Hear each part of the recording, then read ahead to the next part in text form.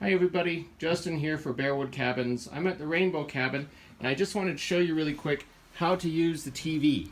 Now, there's a Roku stick on the back of the TV here, so the Roku remote, which is this one in my hand, will control on and off, and on the side is the volume up and down.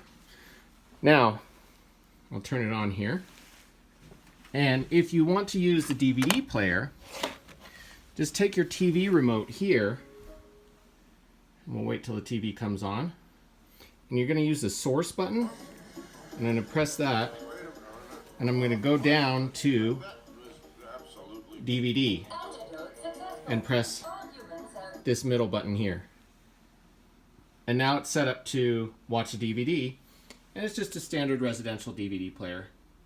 And you just use it like that. And then if you want to go back, go to source. I'm going to arrow up. Or arrow down rather, to Roku. Press the enter button and it will connect. And that's all there is to it. Thanks for watching. Enjoy your stay.